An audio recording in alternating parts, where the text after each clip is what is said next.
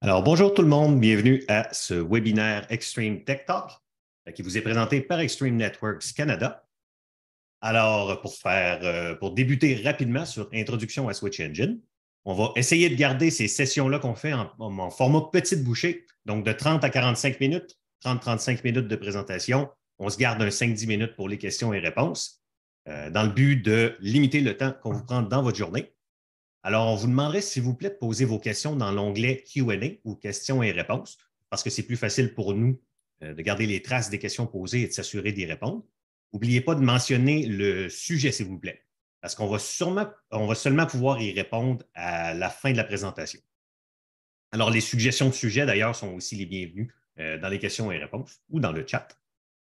Les sessions précédentes sont aussi disponibles sur notre chaîne YouTube de Extreme Networks. Personnellement, je ne sais pas si cette session-ci va être mise sur le site YouTube, vu qu'elle est en français, mais de toute façon, elle est enregistrée et elle va être disponible pour moi et pour vous, si vous en voulez une copie plus tard. Alors, voici notre programme pour la journée, le programme qu'on va suivre pour cette session. Donc, on va commencer par détailler le matériel sur lequel on peut rencontrer le système d'exploitation qu'on va voir aujourd'hui, afin que vous puissiez avoir une vue plus facile de où ça s'intègre dans un réseau d'entreprise. Ensuite, on va passer quelques minutes à montrer quand c'est judicieux de choisir ce système d'exploitation-là pour vos commutateurs universels, et quels avantages que ça apporte, qu'est-ce qu'il peut faire pour vous, qu'est-ce qu'il mange en hiver. Ensuite, on va avoir une petite discussion rapide sur les différentes façons dont la plateforme peut être gérée. Et après ça, on va enfin pouvoir sauter dans un commutateur de démonstration et commencer à provisionner un appareil. Donc, pour aujourd'hui, pour se limiter dans le temps, on va juste pouvoir faire une petite configuration de base. On va activer l'empilage et le stacking et faire une mise à jour sur les commutateurs. S'il y a de l'intérêt pour ce système d'exploitation-là, donc s'il y a des prochaines sessions, donc on va avoir une approche beaucoup plus pratique avec pas mal moins de présentations et pas mal plus de configuration et de détails techniques dans les prochaines sessions. Alors, on va passer rapidement en revue les modèles de commutateurs qui sont actuels et du passé qui fonctionnent avec ce système d'exploitation-là. Donc, voici pour commencer une petite vue globale du portfolio de commutation d'Extreme. Donc, on a des solutions qui couvrent pas mal l'ensemble des besoins réseau d'entreprise, donc de la petite succursale jusqu'au centre de données et même le routage Internet, le border routing, pour lequel on a des solutions. Mais le système d'exploitation sur lequel on va parler aujourd'hui, donc Switch Engine, on le retrouve principalement sur les commutateurs de campus et certains modèles spécifiques aux succursales. Donc, par le passé, tous les commutateurs de la série X, donc tous les modèles X avec un chiffre ensuite, ça utilisait le système d'exploitation qui s'appelle EXOS ou EXOS ou des fois juste XOS. Ça, c'est le système d'exploitation natif d'Extreme Networks avant toutes les acquisitions, donc il est là depuis très longtemps. Il y a certains de ces modèles-là de matériel qui sont toujours disponibles aujourd'hui, mais la plupart ont désormais des équivalents dans notre gamme de commutateurs universels, donc ils sont de plus en plus remplacés dans notre portfolio. Et pour les commutateurs universels, les utilisateurs ont le choix entre deux systèmes d'exploitation toujours. Donc, il y a Fabric Engine ou Switch Engine. Et quand on parle de Switch Engine, c'est une évolution directe du système d'exploitation EXOS. Donc, il y a une grande partie des informations que vous pouvez trouver dans les ressources Extreme, donc dans la documentation, sur le site de support, qui vont référer EXOS, mais que l'info s'applique toujours à Switch Engine. Pourquoi j'utilise souvent les deux termes de façon interchangée pour décrire le système d'exploitation. Alors, ce que vous allez probablement déployer aujourd'hui, si on parle d'une nouvelle solution, ça va être avec des commutateurs de notre série universelle. Donc, pour tous ces commutateurs-là, vous avez le choix entre un système d'exploitation qui est centré sur l'empilement, le stacking, ou qui est centré sur la fabrique. Et ils peuvent tous être gérés en mode natif par notre plateforme cloud ou notre solution de gestion sur site. Ils utilisent tous la même version de Switch Engine avec le même ensemble de fonctionnalités, à part une couple de fonctionnalités avancées qui dépendent vraiment du matériel. Mais en dehors de ça, c'est juste les limites d'échelle qui vont être différentes d'un modèle à l'autre. Donc, on a présentement des modèles qui vont de l'entrée de gamme avec les 5320, qui ont par exemple des alimentations fixes, un empilage 40 gigs. Et ensuite, les modèles les plus populaires, c'est généralement les séries 5420 et 5520. Donc, c'est tout notre milieu de gamme campus d'entreprise. Il y a une grande variété de combinaisons matérielles différentes dans ces séries-là. avec un empilage qui est plus rapide, plus efficace, des alimentations qui sont modulaires. Et c'est là qu'on commence à avoir des modèles qui sont multi-rate, donc avec des ports 1, 2.5, 5 gigs, et où on commence à avoir du PoE++ également, donc 90 watts de PoE. Il y a certains modèles, même dans ces séries-là, qui font d'excellents commutateurs de distribution, donc avec 24 ports SFP+, par exemple. Ensuite, la série 5720, c'est principalement destiné aux applications de top of rack ou de large bande passante dédiée. Donc, c'est des modèles qui vont être 10 gigs bastés et offrir du PoE++. Et on a également introduit assez récemment nos nouveaux commutateurs de cœur universels. Donc, les modèles 7520 et 7720. Ceux-là, ils offrent des options de haute capacité pour les cœurs d'entreprise ou les agrégations assez denses de fibres optiques, avec jusqu'à 48 ports 25 gigs, par exemple, ou même des modèles 32 fois 100 gigs complets. Donc, toutes ces nouvelles options-là de commutateurs, ben, ils peuvent être déjà commandés depuis quelques mois, mais ils vont être seulement livrés à partir de cet été. Donc, c'est la nouvelle addition à notre gamme universelle. Donc, qu'est-ce qui est en commun à toutes ces gammes de commutateurs-là qui peuvent rouler Switch Engine? Donc, de la petite 5320 jusqu'à 7720, ben, on a déjà mentionné le choix du système d'exploitation, donc Switch Engine ou Fabric Engine. Ils peuvent également tous être gérés par Extreme Cloud IQ pour un provisionnement Zero Touch, donc que ce soit nativement sur notre plateforme cloud ou avec notre plateforme sur site. Partagent tous les mêmes licences d'OS, Premier et MacSec, dont on va vous parler un peu plus tard. Et ces licences-là sont d'ailleurs aussi valables pour les deux choix de système d'exploitation sur les commutateurs. La gestion est en général commandée avec un seul SKU pour tous ces modèles, qui est notre fameuse licence pilote. Et enfin, ben, ils partagent tous une politique similaire de garantie à vie sur le matériel, ainsi que l'accès au GTAC pour les nouveaux déploiements, même avant que les contrats de service soient mis en place. Donc, d'accord. Alors, à partir de ça, quand est-ce que vous devriez choisir Switch Engine pour votre réseau d'entreprise versus les autres solutions? Donc, que ce soit les autres solutions de chez nous ou de d'autres manufacturiers.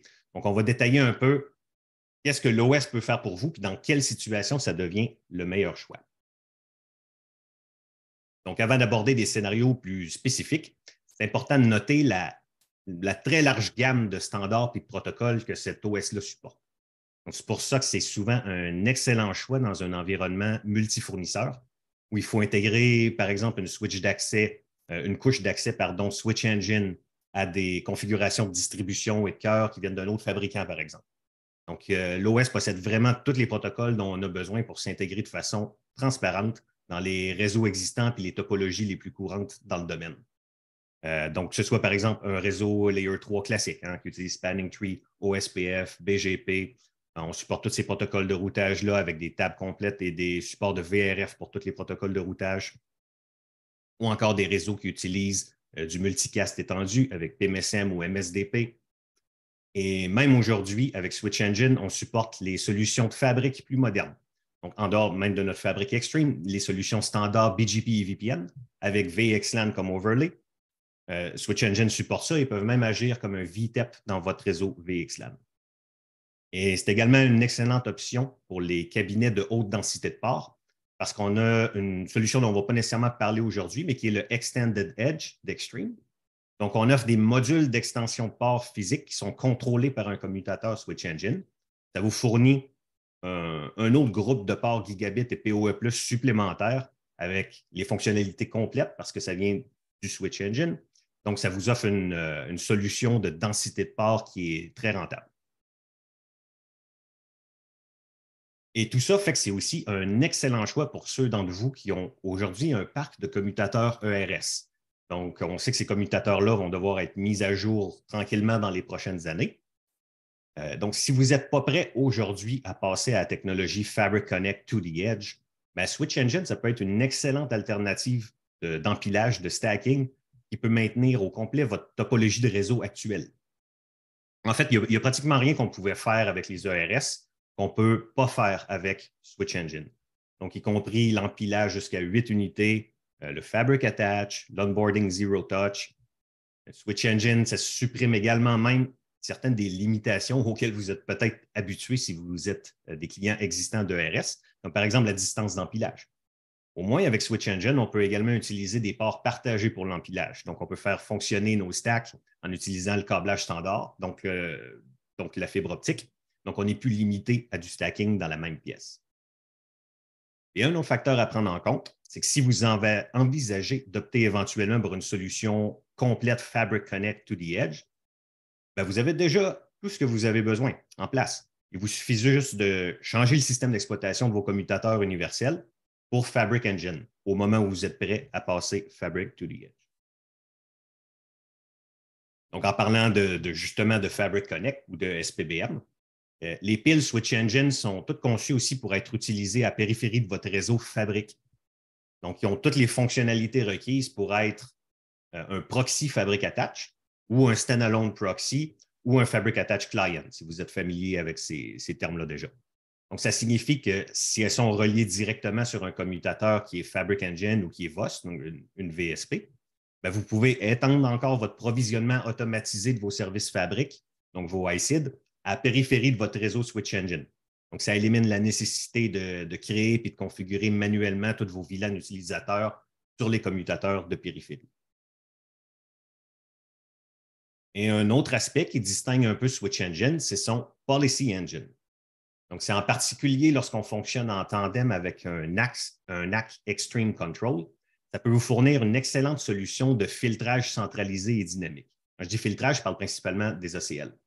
Donc, il vous suffit de configurer les rôles des utilisateurs de façon centralisée dans Extreme Control.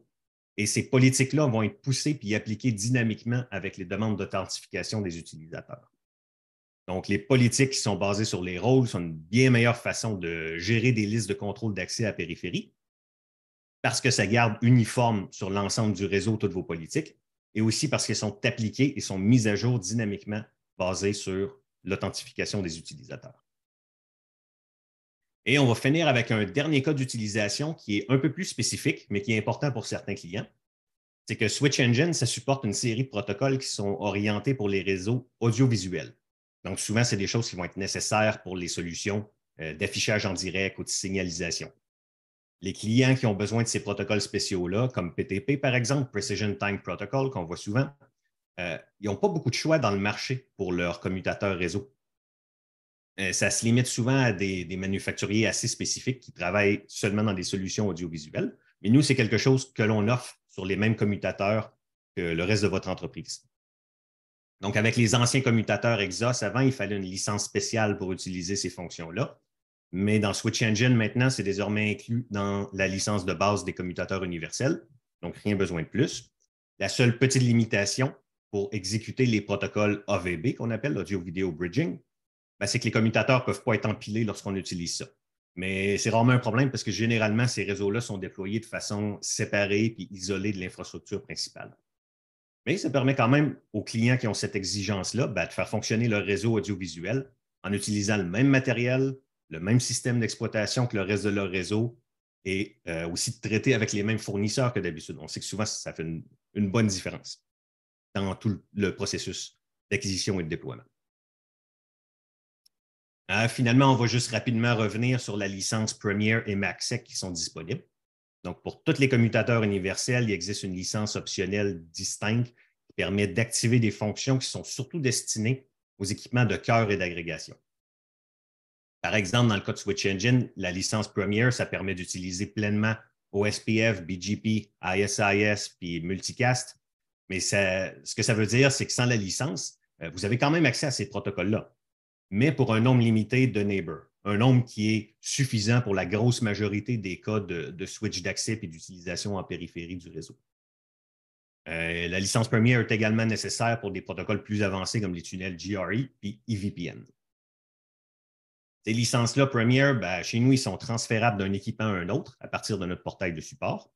Ils sont également transférables de Switch Engine à Fabric Engine pour le même commutateur. Donc, il y a une petite différence, c'est que les fonctionnalités qui vont être activées par la licence Premier vont être un peu différentes sur Fabric Engine parce que les demandes de l'OS sont différentes. Et en ce qui concerne MACsec, c'est également une licence distincte pour tout notre matériel universel. Donc, je le mentionner ici. Mais tout ça, c'est principalement pour qu'on puisse, nous, se conformer aux réglementations en matière d'exportation de chiffrage. Donc, c'est pour ça qu'on garde cette licence-là séparée. Ensuite, les options de gestion. Donc, avant qu'on se connecte à un appareil, on va juste voir nos différentes options pour gérer notre parc de commutateurs Switch Engine. Premièrement, directement à bord des commutateurs sans avoir besoin d'un logiciel supplémentaire, c'est sûr qu'il y a accès à un CLI complet qui est accessible en utilisant le port console, SSH ou Telnet, ce qui est de plus standard. Mais à partir du CLI, par contre, dans Switch Engine, on offre la possibilité d'exécuter directement des scripts depuis le commutateur. Donc, ça peut s'agir de scripts RC, donc qui s'exécutent au démarrage du commutateur. Et sinon, ça peut être des scripts d'exécution qui ont été écrits en TCL ou en Python. Il y a même certains assistants de configuration, donc des wizards en bon français, qui sont aussi disponibles directement à partir de l'interface CLI. Et pour ces scripts-là, il y a des scripts supplémentaires qui sont même aujourd'hui disponibles sur la page GitHub de Extreme Networks, par exemple. Ça a été réalisé par d'autres utilisateurs ou par des employés d'Extreme et on les partage. Alors, c'est juste une petite note pour dire que si c'est quelque chose que vous devez utiliser, consultez les scripts existants avant de commencer à en écrire à partir de zéro, peut vous sauver du temps. Et pour les clients qui recherchent une automatisation qui est basée sur les standards d'aujourd'hui, toutes les Switch Engine ont une interface API RESTconf. Donc, il y a des infos sur les différents modules Yang que RESTconf peut supporter pour ces switches-là qui sont dispos direct sur la Switch avec l'URL qui est mentionnée ici. On peut avoir accès à la liste de tous les modules supportés. Et finalement, il y a aussi une version d'une interface web qui est embarquée directement dans les commutateurs, qui s'appelle Chalet dans ce cas-ci, ou Chalet en anglais, qui offre une visibilité globale, puis une interface de configuration pour les tâches quotidiennes et certains assistants de configuration aussi, des wizards pour des protocoles plus spécifiques. Ensuite, si on se déplace vers le cloud pour la gestion d'un parc complet de commutateurs, c'est sûr que toutes les piles, les commutateurs Switch Engine peuvent être gérés nativement par Extreme Cloud IQ. Quand on dit nativement, on veut dire que le commutateur lui-même a un agent qui est capable de se connecter directement à notre plateforme sans nécessairement avoir besoin d'un gateway ou d'un autre point d'accès entre les deux sur le réseau. Ils peuvent également être déployés avec un provisionnement Zero Touch complet, recevoir automatiquement leur révision de firmware, leur config complète. Le déploiement des commutateurs sur le terrain, ça peut être effectué par du personnel qui ne sont pas nécessairement familiers avec les équipements, surtout avec l'aide de notre application mobile, très utile pour le déploiement de nouveaux équipements. Et ensuite, toutes leurs configs, évidemment, peuvent être gérées nativement à partir de notre plateforme cloud, qui est sécurisée, qui est hébergée au Canada si c'est le choix que vous faites. Et ça comprend les templates de configuration de commutateurs complets, les templates de port, les templates d'authentification et de sécurité, par exemple. Et enfin, tout ça, c'est aussi surveillé activement grâce à la visibilité qu'on a sur les utilisateurs, mais aussi le trafic sur les appareils et les appareils eux-mêmes, puis la surveillance des événements et des alertes. Et toutes ces fonctions-là de gestion complète de parc de commutateurs, c'est disponible en utilisant la même licence universelle pilote, dont vous avez probablement déjà entendu parler, d'ici à maintenant. Et ensuite, on vous propose désormais aussi un petit niveau supplémentaire de visibilité dans votre réseau. Avec la licence complémentaire Copilot, aujourd'hui, on a accès à des mécanismes de détection d'anomalies et de détection de comportement. Donc, tout ça, c'est livré par l'intelligence artificielle et le machine learning pour identifier des problèmes de réseau avant qu'ils viennent affecter les utilisateurs et avec des explications et des recommandations sur les actions à entreprendre. Cette plateforme-là peut également générer elle-même des tickets de service chez Extreme. Donc, avant même que vous soyez au courant qu'il y a un problème, il peut déjà avoir un ingénieur d'Extreme qui est assigné à votre cas. Et Copilot, dans le cas de Switch Engine, ça inclut également l'accès à Digital Twin.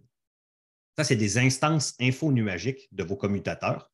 Donc, c'est dispo pour Switch Engine et Fabric Engine, sur lesquels on peut tester tous nos changements de configuration, toutes nos migrations, nos mises à jour logicielles avant de déployer nos commutateurs sur le réseau. Donc, c'est des instances info-nuagiques de nos commutateurs. Et aussi, on propose également une plateforme complète sur site de gestion puis d'analyse qui s'appelle Extreme Cloud IQ Site Engine. Cette solution-là, ça utilise encore une fois la même licence pilote. Donc, on peut utiliser une plateforme ou l'autre et ça vous permet de choisir la solution de gestion qui convient mieux à votre environnement. Site Engine, ça offre une expérience complète de provisionnement zero touch pour ces commutateurs-là, ainsi qu'une gestion complète des commutateurs. Ça comprend aussi la visibilité des applications jusqu'à Layer 7, donc qui roulent sur l'ensemble de votre réseau en utilisant SFlow et IPFix qui sont disponibles dans l'OS Switch Engine. C'est disponible sur tous les modèles de commutateurs aussi d'ailleurs. Et c'est aussi ici qu'on va trouver Extreme Control, notre solution NAC qui permet notre déploiement centralisé de politique dont on a parlé un peu plus tôt pour Switch Engine. Si cette solution vous intéresse, d'ailleurs, il y a une autre série de Tech Talk qui est en anglais, mais qui est offerte par Paul Leroux et qui a déjà débuté il y a un mois ou deux spécifiquement sur Site Engine.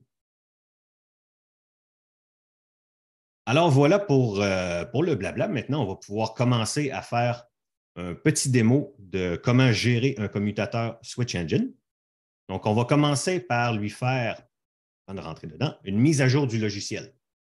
Donc, quand on fait une mise à jour logiciel, on a en gros 3 choix de la façon qu'on le fait. On peut transférer le fichier en utilisant SCP, qui est au moins sécurisé. C'est ce que moi, je vais utiliser dans une minute. On peut également utiliser TFTP si c'est nécessaire, ou on peut juste le transférer par une clé USB si on est disponible localement. Donc, les commandes pour faire ça sont disponibles ici, mais de toute façon, la session est enregistrée. Donc, ça va être disponible plus tard en visionnement. Si on va dans notre commutateur, ici. Alors, déjà, pour commencer, ça, c'est un commutateur qui vient d'être remis à 0. Donc, le login par défaut, toujours admin et sans password. Juste Enter. Si le commutateur est par défaut, la première chose qu'il va nous demander, c'est un petit wizard d'installation. Donc, si je ferais Q, je pourrais le quitter. Mais dans ce cas-ci, on va passer à travers juste pour voir qu'est-ce qui est disponible. Donc, dans le choix, est-ce qu'on veut désactiver MSTP? On va dire oui. Est-ce qu'on veut activer le NN Security? Ben, si on fait oui, il va nous dire qu'est-ce que ça fait. En gros, ça désactive tous les protocoles de gestion qui ne sont pas sécuritaires et ça nous force, par exemple, à créer des mots de passe qui sont sécures. Donc, pour l'instant, on ne va pas l'activer. Est-ce qu'on veut désactiver Telnet? Sure. On veut activer SNMP? Pas aujourd'hui. On va y revenir dans une autre session ou dans celle de Site Engine. On va dire non. On va dire non. Et ensuite, il nous demande si, une fois qu'on a terminé cette configuration-là, si on veut que tous les ports du commutateur soient fermés par défaut ou soient ouverts par défaut. Nous, on va dire qu'on veut qu'ils soient ouverts. Would you like to be turned off? On va dire non. Ensuite, voudriez-vous configurer un usager et mot de passe fail-safe? L'usager et mot de passe fail-safe, c'est un compte d'utilisateur spécial pour l'accès ici à la console. C'est la dernière méthode disponible pour pouvoir se loguer dans le commutateur. Donc, c'est un compte qui n'apparaîtra pas dans les commandes Show User, par exemple. Ça ne va jamais vous être montré que ce compte-là existe. Donc, c'est à vous de le noter de façon séparée, mais ça va toujours être accessible pour la Switch. Donc, c'est vraiment là pour se sortir du trouble. Pour aujourd'hui, on va ne pas en mettre un. Et voilà, à partir de là, cette configuration de base-là a été appliquée et on a accès à notre CLI de commutateur. Donc, on va regarder une ou deux commandes pour voir l'état du logiciel présentement. Donc, si on fait un show switch, ça va déjà nous donner des infos globales sur le commutateur, comme son modèle exact, sa marque de système, les power supply, par exemple.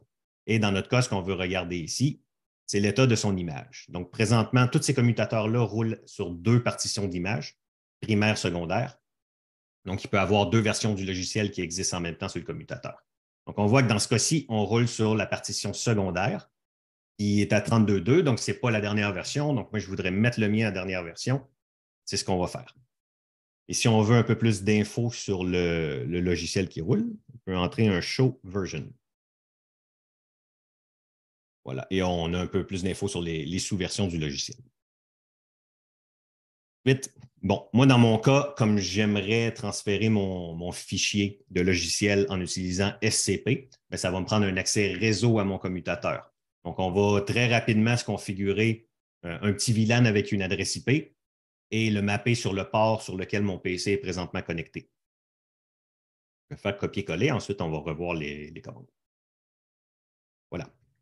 Donc, dans Switch Engine, contrairement à d'autres commutateurs, on n'a pas besoin d'entrer dans un mode de configuration spécifique. Par contre, il faut juste spécifier le mot configuration au début de chaque ligne de commande de config. Donc ici, on a créé un VLAN qui s'appelle Management 10. On a configuré notre Management 10 avec le tag 10, donc numéro de VLAN 10. On a assigné l'adresse IP 10.0.0.2. Et finalement, on a configuré notre VLAN Management 10 sur le port 24, que moi, je sais que c'est le port sur lequel mon PC est connecté. Donc, à partir de là, moi, je devrais être capable de transférer le fichier en SCP. J'ai sur mon PC, j'ai un petit, je peux le montrer, là, un petit logiciel SCP, celui gratuit de SolarWinds qui roule, donc ça devrait être suffisant. Si on met notre commande, on va le partir, il va me demander mon mot de passe de compte. Donc, si on décrit notre commande SCP pour transférer, c'est optionnel, mais on peut spécifier dans quel VRF il faut communiquer en IP avec le serveur. Ensuite, il y a mon username sur le serveur SCP, l'adresse du serveur, le nom de fichier sur le serveur et le nom de fichier de destination sur le commutateur. On va laisser finir de l'inscrire et ensuite montrer l'autre commande pour l'appliquer. Et quand on entre cette commande-ci, on va effectivement installer le fichier dans une des partitions. Si on ne spécifie pas quelle partition, ça va l'installer sur peu importe laquelle il n'est pas utilisé présentement, donc dans ce cas-ci sur la primary.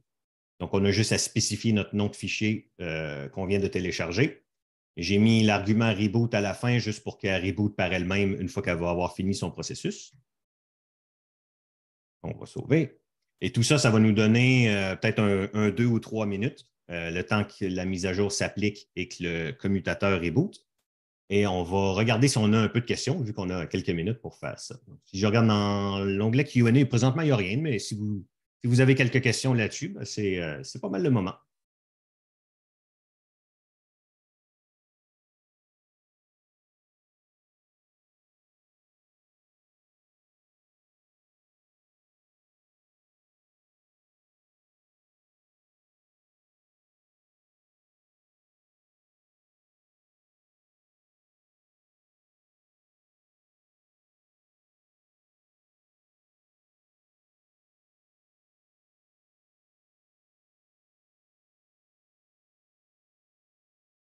N'hésitez pas d'ailleurs, je ne l'ai pas dit au début, mais si vous avez aussi des suggestions de sujets pour des prochaines sessions ou juste mentionner si ce qu'on fait aujourd'hui, c'est un sujet dont lequel vous voyez de la valeur. Donc, si vous pensez qu'il y a possibilité que vous déployiez vous-même des commutateurs qui roulent Switch Engine, bien, pour nous, c'est quand même important de le savoir parce que ça nous aide en fait à choisir les sujets des prochaines sessions et de voir où on s'en va avec ces séries-là. Donc, c'est sûr qu'on veut que ce soit le plus utile pour vous. Donc, c'est pour ça que c'est quand même important de nous mentionner si c'est un sujet qui vous rejoint. Je ne sais pas si on l'entend dans le micro, même si je l'ai mis dans la pièce à côté. On entend le ventilateur, donc notre commutateur est en train de rebooter. On peut voir si on a fait une erreur d'ailleurs sur la partition. Ben, pendant le boot du commutateur, on a accès à un grub. C'est un grub Linux, en fait, là où on peut changer directement de partition. Donc, s'il y a eu une corruption ou quoi que ce soit avec le fichier, ben, il n'y a pas de problème. On peut choisir l'autre directement à partir de l'écran de départ.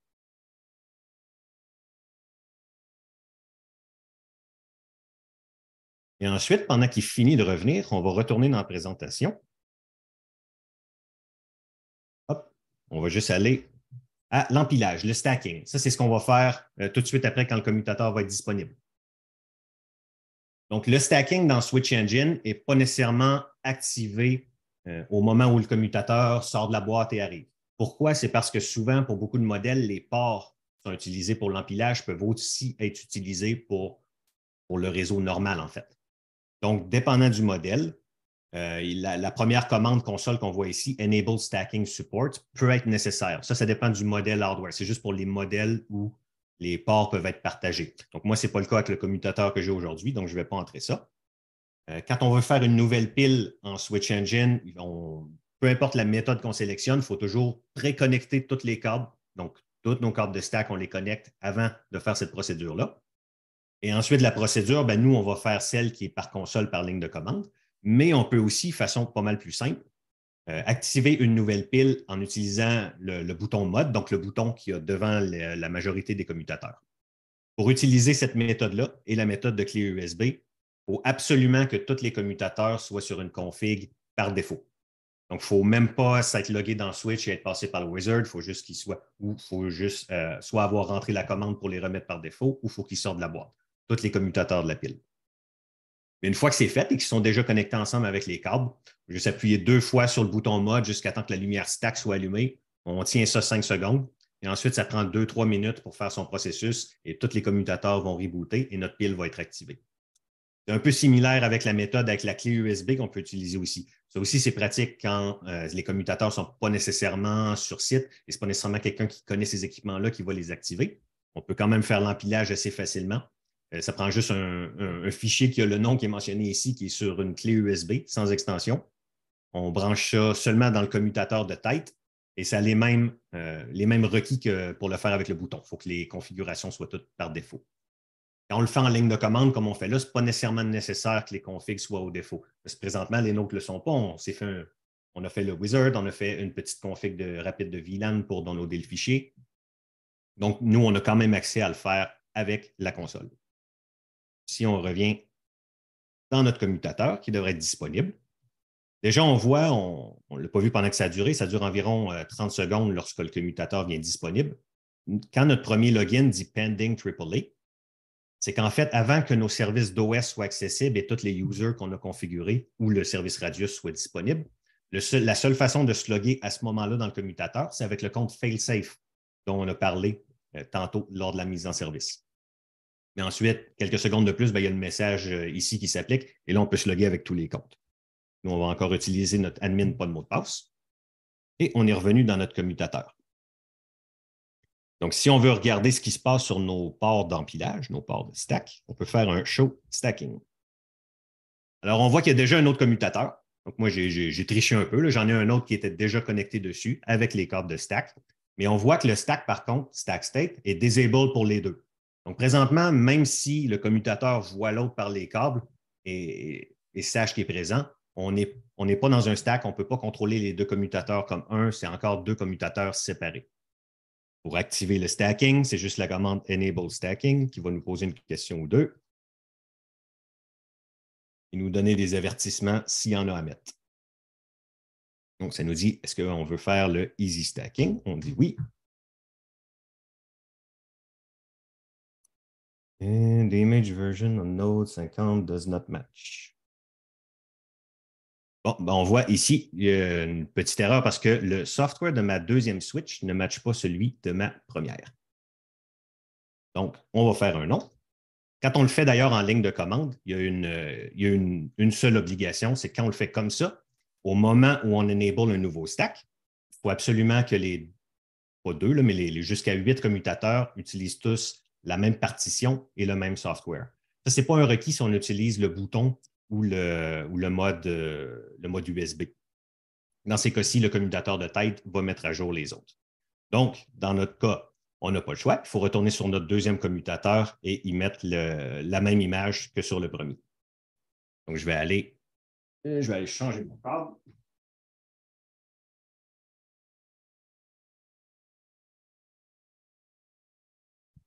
Là, présentement, on est sur le deuxième commutateur. On va quitter le wizard, on n'en a pas besoin. Et on va faire encore un show switch. Ah, et on voit que sur celui-ci, on est également sur la partition secondaire, mais que sur la partition primaire, on a le même logiciel qui existe déjà.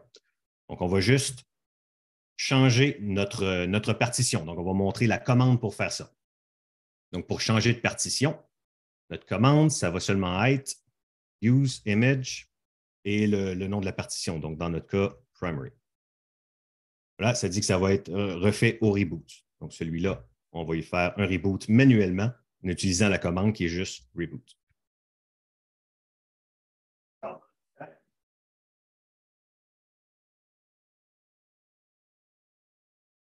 Alors voilà, et après ça, on devrait être prêt pour faire notre stack. Donc, pendant que celle-ci nous revient, on va regarder, il y a une question ou deux. Donc, on a ici. Donc, il y a quelqu'un qui nous demande, est-ce qu'il y a des formations ou des certifications recommandées? Ben oui, aujourd'hui, on est en train de tout refaire notre portfolio de formation chez Extreme. Donc, dans le dojo, ce qui était avant les EDS, les ECS, ben, on a un portfolio de formation qui est beaucoup plus spécifique sur nos nouveaux produits. Donc, qui est nouveau, mais surtout qui est pas mal plus complet.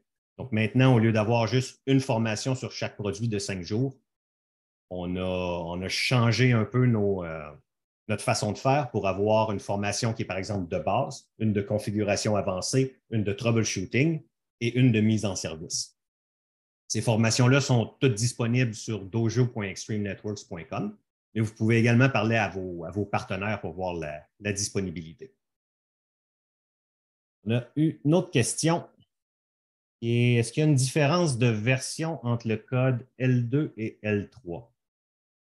Je ne sais pas si tu veux spécifier ta question, mais sinon, je vais quand même essayer d'y répondre. Déjà, il y a juste un Switch Engine qui a toutes les fonctionnalités, autant L2, L3 et L4. Donc, il n'y a pas de version de code différente pour ça. La seule différence, c'est, comme on disait, que les équipements qui sont plus anciens, avec un nom de modèle X, ça va être ce qu'on appelle le code EXOS, et les équipements universels Switch Engine. Mais aujourd'hui, à date, en fait, c'est exactement le même software qui s'applique. Les seules différences sont matérielles.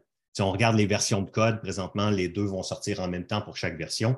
Mais c'est sûr que dans les années qui s'en viennent, les équipements, les séries X, les plus vieilles séries commencent à être discontinuées. Ben là, c'est juste Switch Engine à partir d'un certain moment qui va continuer d'évoluer. Si ça n'a pas répondu à ta question, tu peux la clarifier. ce temps-là, je vais regarder mon commutateur en faisant un show stacking. Le deuxième, il doit être, et voilà, il est revenu. On peut faire la dernière version qui est Enable Stacking. On va regarder s'il nous donne encore une erreur. Alors voilà, ça dit présentement, notre seul warning, c'est que notre configuration n'est pas sauvegardée. Ce n'est pas un problème. On va faire oui pour procéder. Et il va configurer lui-même la pile. Et il va rebooter les deux commutateurs ou les jusqu'à 8 commutateurs quand on le fait. Donc, on a un dernier reboot avant de regarder une coupe de commandes et de terminer ce petit webinaire. Donc, si vous avez d'autres questions, c'est un peu, pas votre dernière opportunité, mais notre dernier petit trou avant de terminer ce qu'on avait à vous montrer aujourd'hui.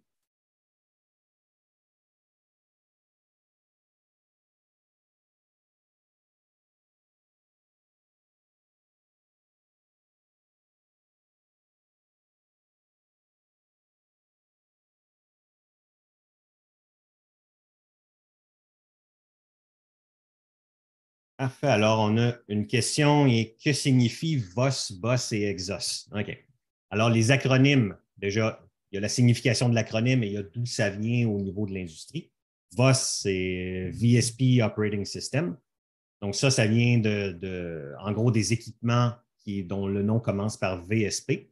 Donc, c'est un peu comme aujourd'hui, on a Exos et Switch Engine. Ben, pour ces équipements-là, on avait VOS qui roulait sur les VSP et aujourd'hui Fabric Engine qui roule sur les commutateurs universels. Et c'est exactement la même réponse que j'ai donnée plus tôt pour VOS, dans le sens où présentement, les deux suivent encore exactement les mêmes versions et les mêmes fonctionnalités, mais éventuellement, Fabric Engine va continuer tout seul un jour.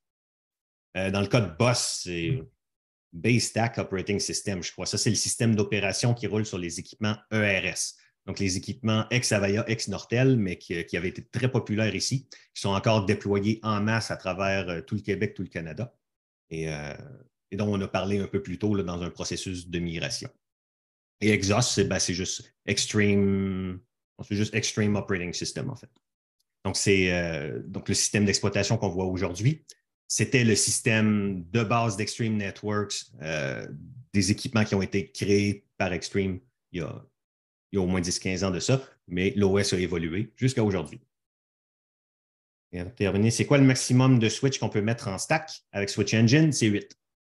Et c'est vrai pour tous les modèles. Ça ne change rien d'un modèle universel à un autre, c'est 8.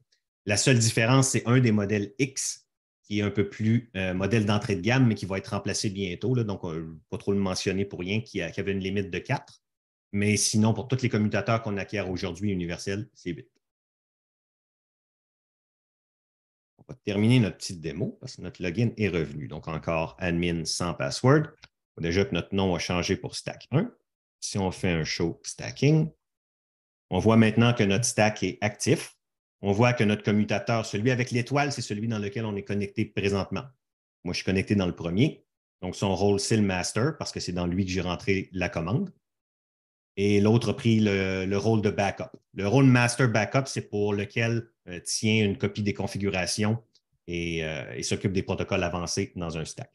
Il y avait juste une autre commande ou deux qu'on peut vous montrer. Ouais, ben tiens, juste pour s'assurer qu'on est bien en stack, qu'on a accès à la config de tous les ports, mais on peut faire sur Switch Engine un show ports.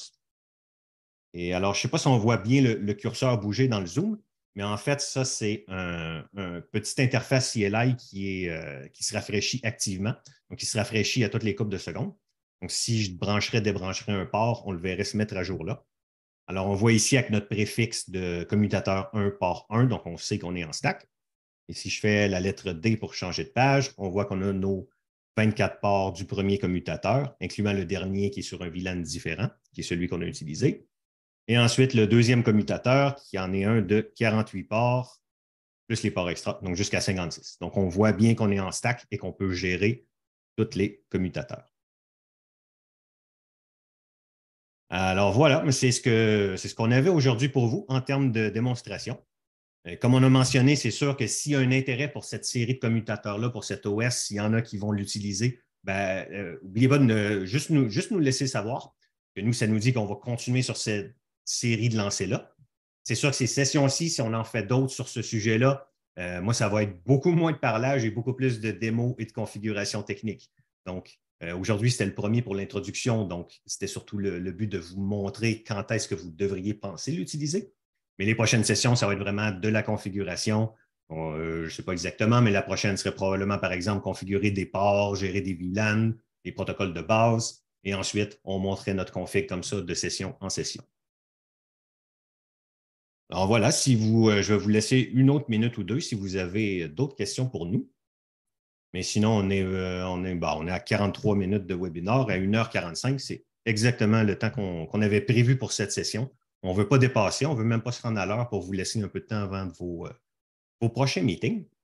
Alors, voilà, s'il n'y a pas d'autres questions, on va vous relaisser votre temps, vous souhaiter une bonne journée et surtout vous remercier de vous être joint à nous chez Extreme. Au revoir.